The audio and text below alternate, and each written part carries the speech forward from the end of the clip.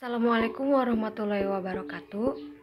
Saya Neng Ratna Ayu Komalasari dari jurusan Hukum Ekonomi Syariah semester 4. Di sini saya akan menyampaikan atau membuat video bertujuan untuk memenuhi salah satu tugas mata kuliah saya, yaitu Hukum atau Fikih Muamalah 2. Saya akan menyampaikan atau menjelaskan materi mengenai wadiah, ariyah, dan luqathah. Yang pertama, definisi wadiah. Wadiah secara terminologis yaitu pemberian kuasa oleh penitip kepada orang yang menjaga harta tanpa kompensasi atau ganti. Sedangkan pengertian wadiah menurut ulama fikih ialah mewakilkan orang lain untuk memelihara harta tertentu dengan cara tertentu, dan menurut ulama Hanafiyah, wadiah adalah pengikut sertakan orang lain dalam menjaga harta, baik dan ungkapan jelas melalui tindakan maupun melalui isyarat.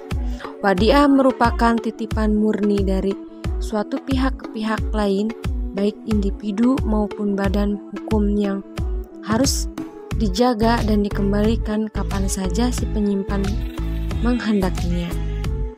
Suatu yang dititipkan kepada orang lain agar dijaga karena dia menitipkannya pada orang yang sanggup menjaga. Yang kedua, dasar hukum wadiah.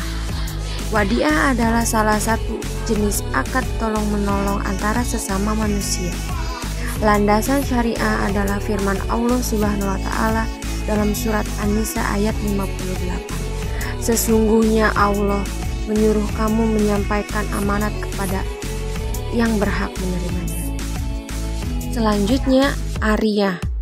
Definisi dari ariyah ialah pinjaman yang berasal dari kata at-tawa'ur, yaitu ganti, mengganti pemanfaatan sesuatu kepada orang lain. Nah, adapun ariyah secara terminologis berarti pembolehan pemanfaatan suatu barang oleh pemilik kepada orang lain dengan tetap menjaga keutuhan barang itu.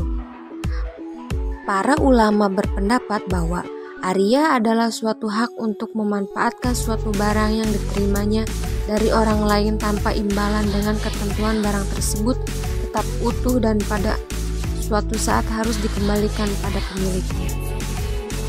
Rukun ariyah. Yang pertama, mu'ir, orang yang memberikan pinjaman dengan syarat.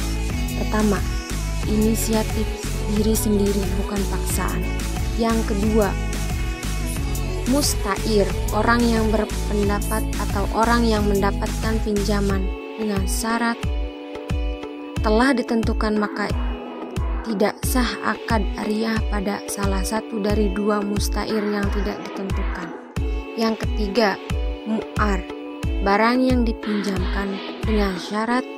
Pertama, memanfaatkan sesuai dengan yang dimaksud dari benda tersebut. Dan yang kedua, mustair dapat mengambil kemanfaatan mu'ar.